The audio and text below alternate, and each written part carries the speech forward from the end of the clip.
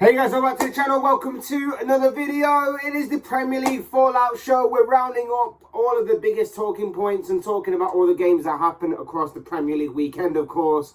Just talking about them, discussing them, all the big talking points, and there was a lot of talking points. It was a very action-packed weekend of Premier League football that we're going to be going through today. Before we get into all of that, though, I would like to remind us, please like the video and also subscribe if you're new. Both things are always and forever be greatly appreciated. And for now, let's get into the results, into the games. And there's only one place to start, really. Now, I did talk about this yesterday in a video that I did about this game, talking about the controversial moments that occurred in this game. But we're going to start off with, obviously, the London derby and what was, my opinion, the biggest game of this round of fixtures.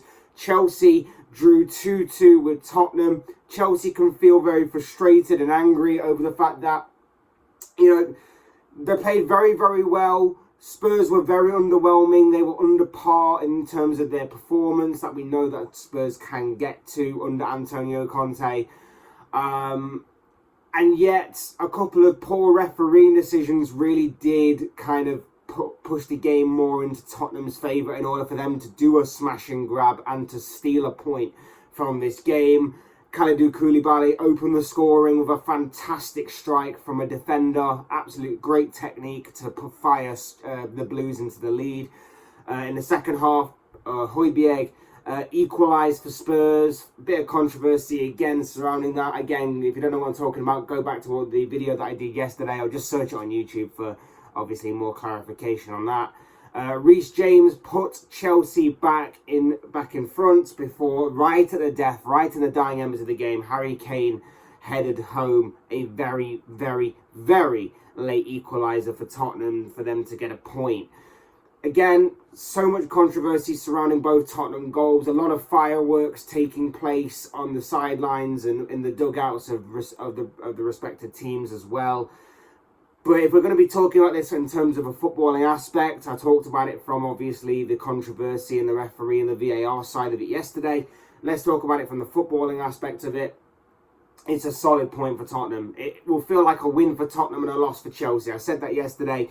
With the way that both teams played, Spurs will feel like they got away with murder with a point in this game. Chelsea will feel very hard done by that they couldn't A, hold on to the lead, B, take their chances when they fell to them, and C, had the referee had a bit more guts about him to and a bit more know-how to actually officiate the game. Then I just think that Chelsea might have got away with it in the end. For Spurs, like I say, it's a massive point. It's a big point because obviously this is a notorious fixture for them that they haven't had too much favour in or goodwill in previous meetings between these two. Stamford Bridge is a very tough place to go for most teams, but none more so for Tottenham, who very much struggle each and every season. That obviously this fixture does come around. So it's a massive away point for Tottenham. I think if you were to offer them 4 points from their opening 2 games, they would bite your hand off. Very good point for Tottenham. Disappointing and frustrating for Thomas Tuchel and Chelsea. Obviously, both managers got shown a red card at the end of the game, so that's going to be interesting to see the touchline bans take place over the coming weeks. But yeah, it's a massive point for Spurs. It's a massive frustration for Chelsea. But if you are to look at it from the chances that Chelsea missed, again, it does highlight Chelsea's problem that they had last season and they haven't really addressed this season as of right now, of course, and that is goal scoring. They don't have a proper recognised striker up front. They don't have a prolific enough striker up front. Kai Havertz, I think we have to start talking about him as being a bit of a flop and still living off that Champions League final goal because he costs so much money and he's had over a year now to show that he's worth that money, and he hasn't quite found the enough consistency to really suggest that he is worth that. Yeah, a couple of years now actually. So he's been there a couple of years, hasn't really shown enough consistency to warrant and suggest that he's justified the kind of price tag. One Champions League final goal to me is not enough, and I think that obviously a striker is well and truly needed at Chelsea. as I've been saying all summer. As for Tottenham, poor performance, very much under par. Son was virtually non-existent throughout that game. Kane had a couple of opportunities. One he should have done better with. One obviously led to his goal. But it was so poor from Tottenham. Chelsea were very disciplined. Chelsea were very solid in their game plan, in their approach, and ultimately, like I say, can feel very hard done by that they didn't get more from this game than just a point. But Tottenham will feel like this is a win for them. Unfortunate for Chelsea. Moving on to a game that probably was the surprise of the weekend. Brentford against Manchester United, in which the Bees ran out 4-0 winners. That was insane on Saturday night, as Brentford, Thomas Frank's side, came out as 4-0 winners against Manchester United. All 4 goals scored in the first half. Josh De Silva broke the deadlock with an absolute howler from David De Gea helping him do that. Jensen doubled Brentford's lead. Ben Mee got on the score sheet to add Brentford's third. And then a great counter-attack, a superb ball across from Ivan Toney, and Brian Mbeumo rounded off the performance with a 4-0 victory. The second half, Brentford kind of reserved energy, controlled the game, saw the game out on that scale. I think they were just trying to reserve some energy, trying not to overextend themselves with injuries and things like that. Otherwise, I think it could have possibly been more, because Man United were absolutely abysmal. And again, we should be sat here, and everybody else that's talking about this game and has talked about this game should be sat there, and they should be talking about how amazing Brentford were, because Brentford were absolutely outstanding in everything that they were doing.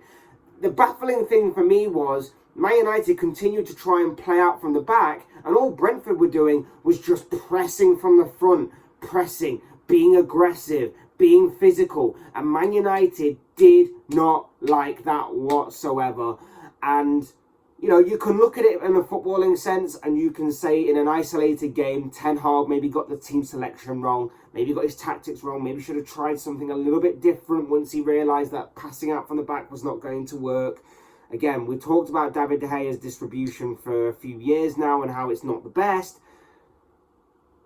So why are you trying to play out from the back with David De Gea when you got rid of a goalkeeper in Dean Henderson, who is arguably a better distributor of the ball? Along with that, for the second goal, you've got Harry Maguire playing it out from a goal kick to just pass it to David De Gea. What's the point of that?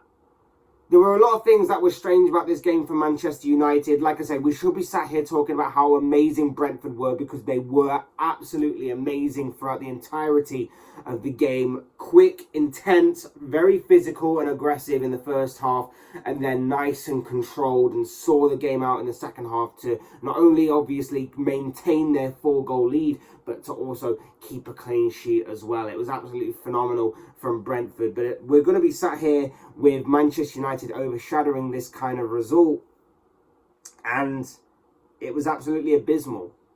Absolutely abysmal. And like I said, you can look at it in an isolated thing if you want, but if you want to look at the bigger picture, the Glazers have done this, and as a rival fan looking in, it's absolutely hilarious. Years of neglect from that football club have led to this right now. And people will say that the Glazers have spent money. Man United have spent a lot of money since post Sir Alex Ferguson, shall we say. A lot of money.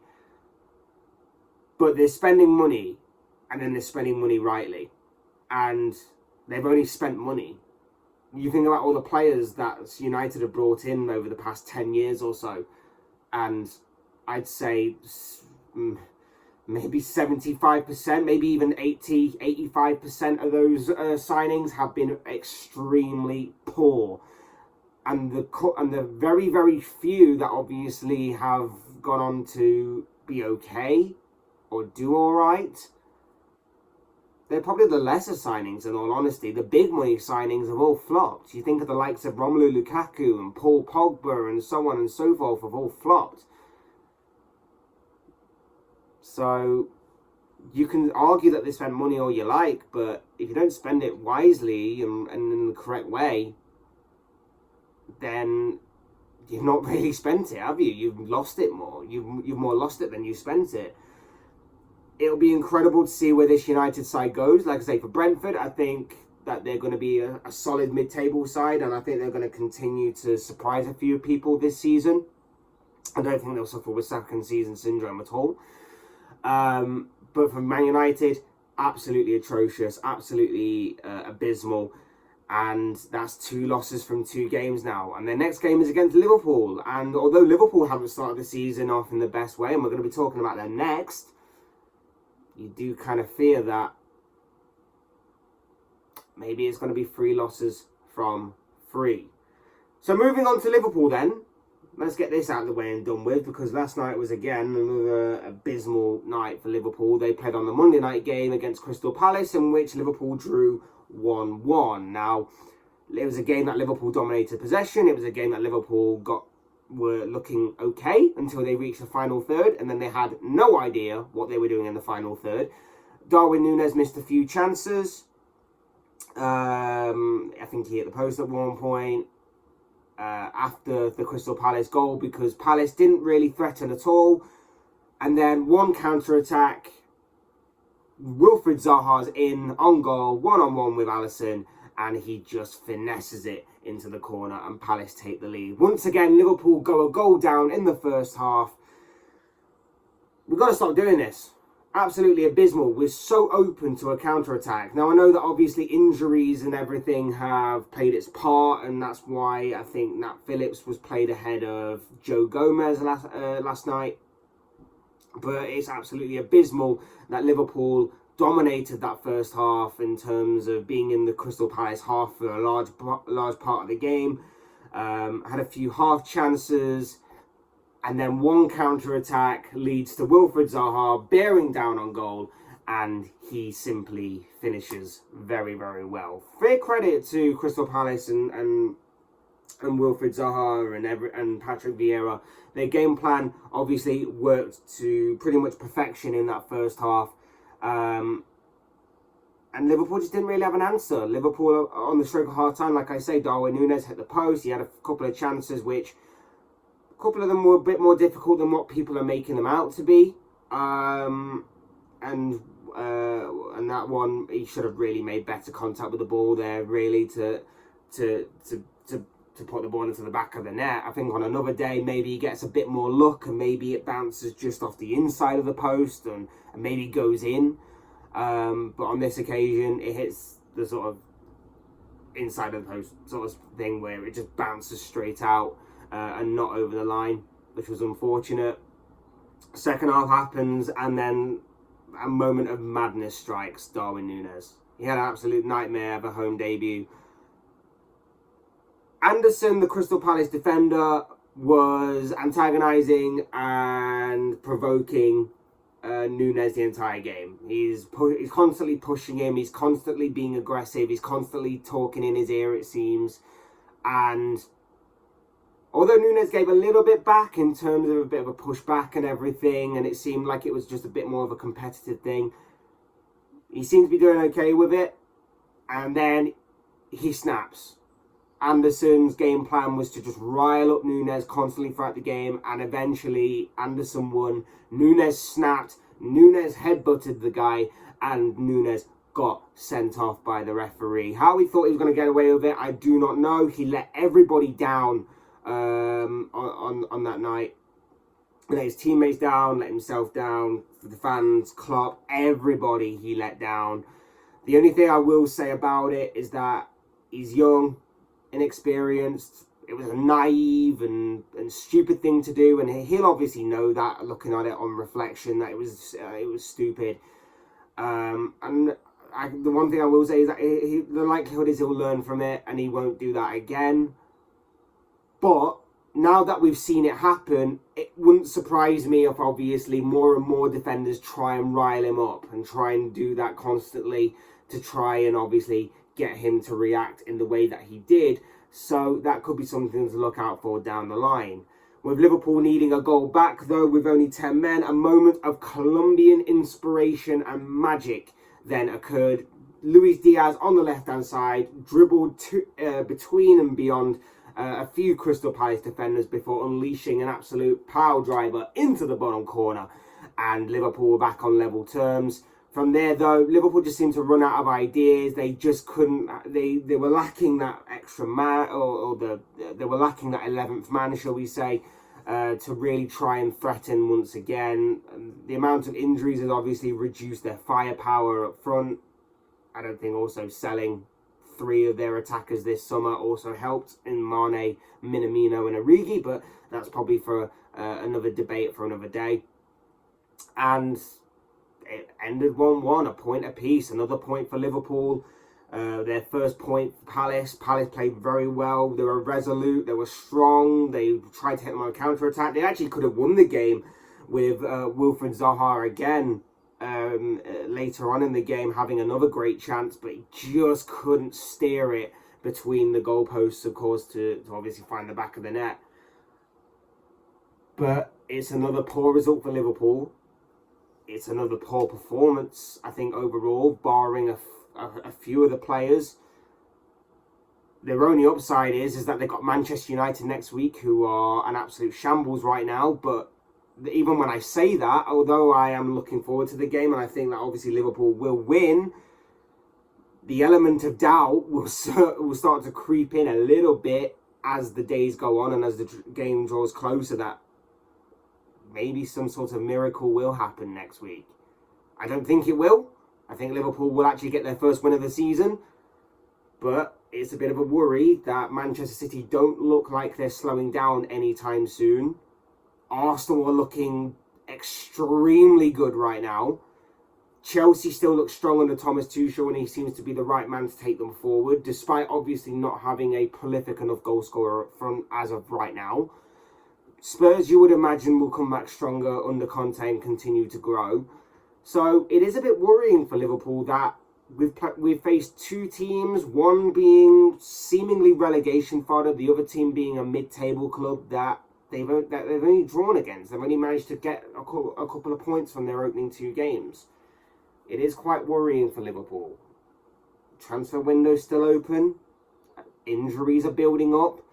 Nunez is suspended for the next 3 games. That obviously couldn't have come at a worse time, in all honesty, the suspension. So he's let them down a little bit further there. Maybe Liverpool need to sort of explore their options a little bit in the transfer window. Just saying. But it'd be interesting to see where they go. Fair play to Crystal Palace. Deserved the point from the game. Liverpool just need to book up their ideas. And maybe against Manchester United, maybe that will happen. Next up, we're focusing on Manchester City. Absolutely smashed it against Bournemouth, as everybody expected. 4-0. I think the only thing that everybody was annoyed about in this game was the fact that Erling Haaland did not get on the score sheet in this game. Everybody was backing Erling Haaland to absolutely have a field day in front of goal and get about 4 goals himself.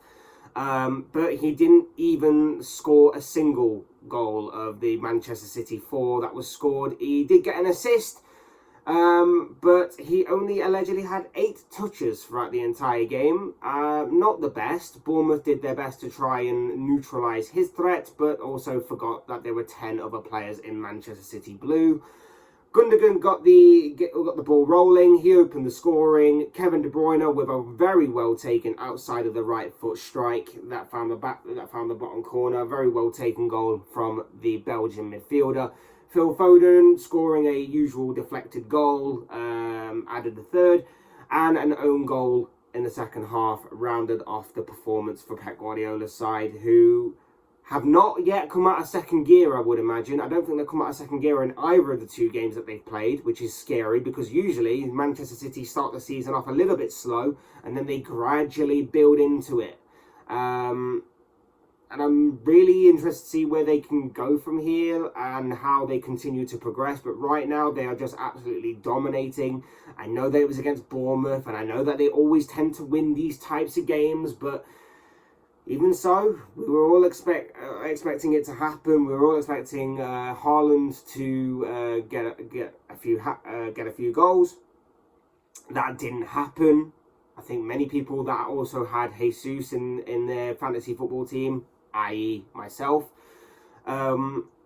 was regretting not putting Jesus as their captain rather than Haaland. If you actually did put Jesus as your captain this weekend, then fair play, well done, you're an absolute genius. Because I think that 99% of people actually did go for Haaland, but fair play. But yeah, this was to be expected. There's nothing really out of the ordinary here. City go 6 points out of 6. They have 2 clean sheets to their name already this season.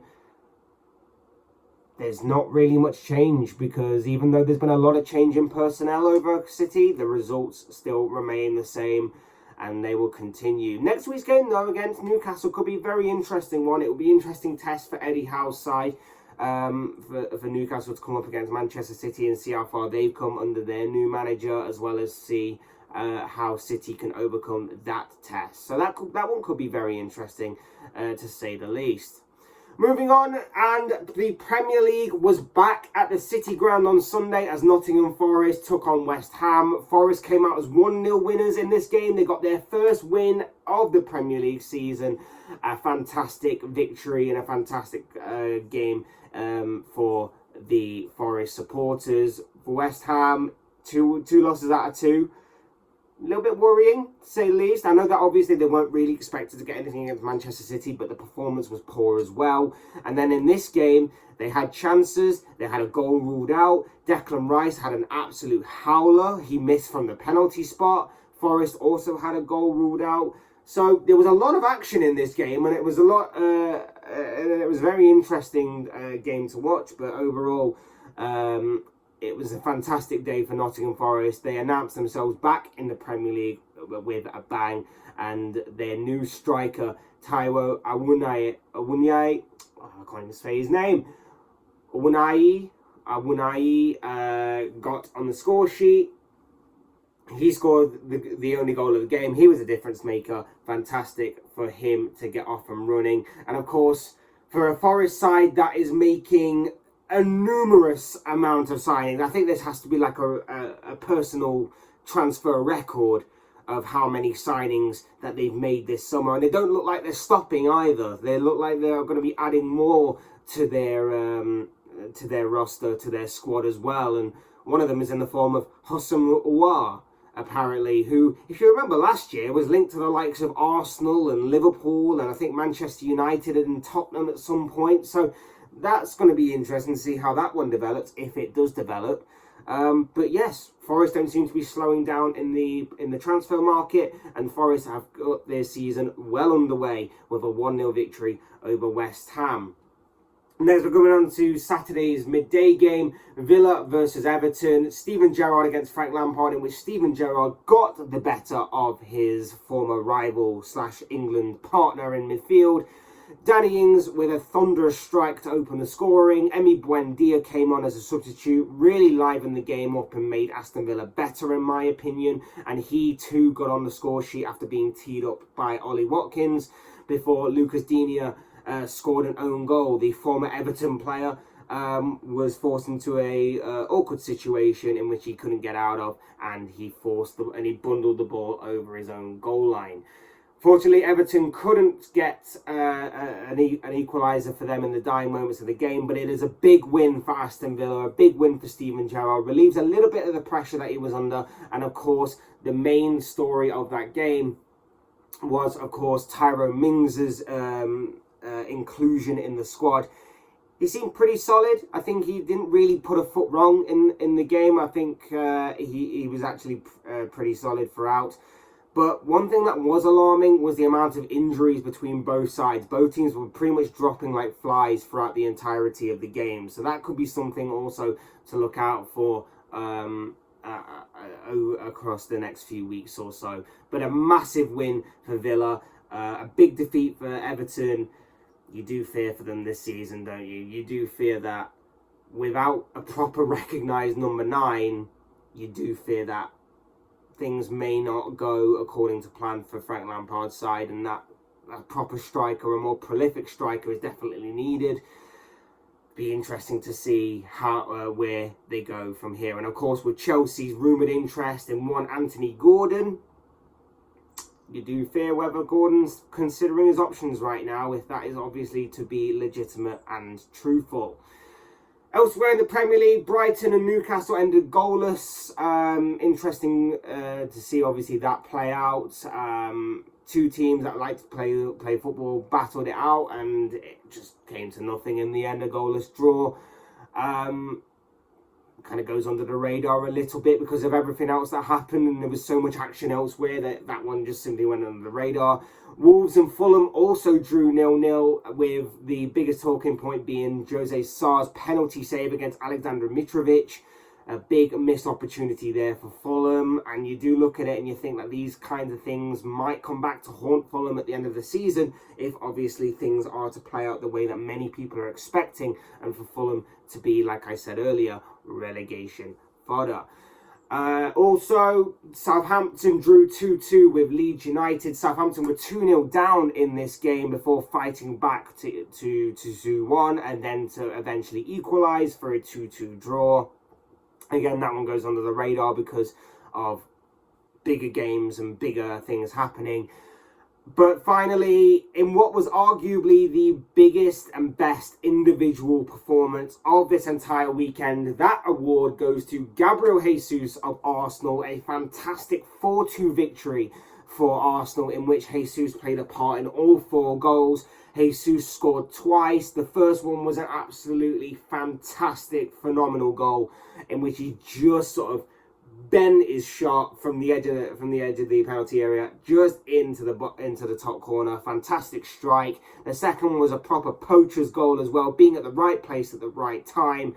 In the second half, he teed up Granit Xhaka for him to fire home, and then set up Gabriel Martinelli for his Arsenal's 4th of the afternoon.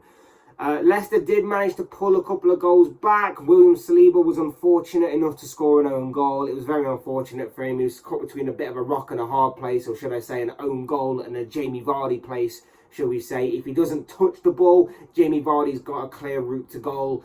If he does touch the ball like he did, he scores an own goal, unfortunately for him. Other than that, Saliba was again solid at the back. And then James Maddison managed to fire home to make it 3-2 before Arsenal quickly went down the other end and got their 4th. What was interesting and what I liked about Arsenal's performance was, I think in previous years, if we'd have seen Arsenal go from 3-0 up to 3-2, Arsenal would have cracked. Arsenal would have crumbled. And I think that game in another year would have ended as a draw, or maybe even as a loss for Arsenal. But they remained strong, and mentally they were very, very good.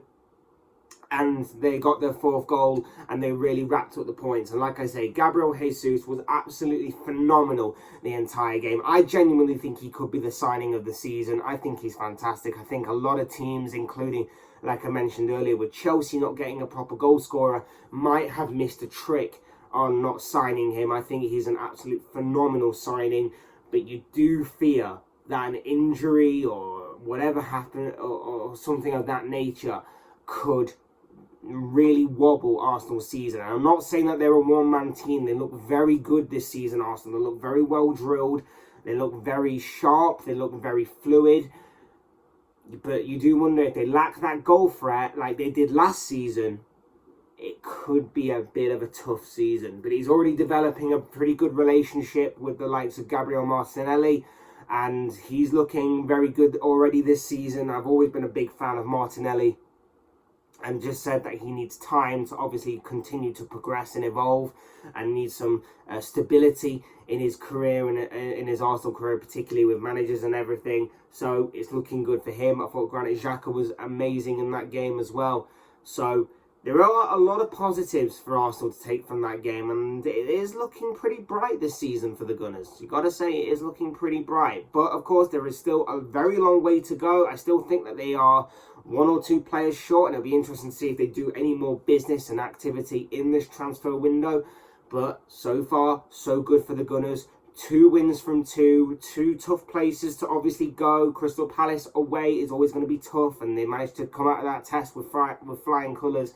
And now against the Leicester side, who have some very good players in there, may have gone a bit stale over the past year or so, but I've got some very good players, and there's normally a team that Arsenal tend to trouble themselves over, shall we say. But they passed that test as well. It's going to be very interesting to see where Arsenal go. For Leicester, you do fear for them. You do fear about their staleness. You do fear about the players that are being linked with moves elsewhere, that could really unsettle them. And after, obviously, only 1 point from their opening 2 games, you do wonder whether that may intensify as the days count down until deadline day. There's already talk that Fofana's now starting to kick up a bit of a fuss over wanting to leave for Chelsea.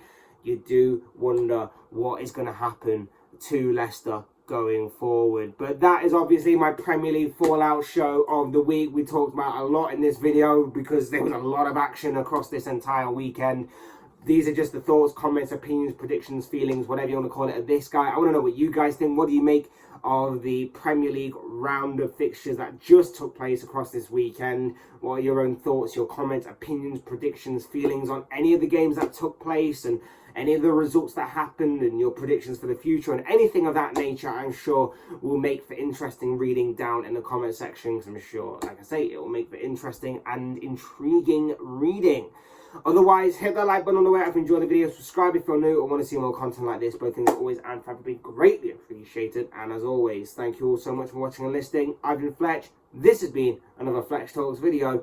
I will see and speak with you all again soon in another video.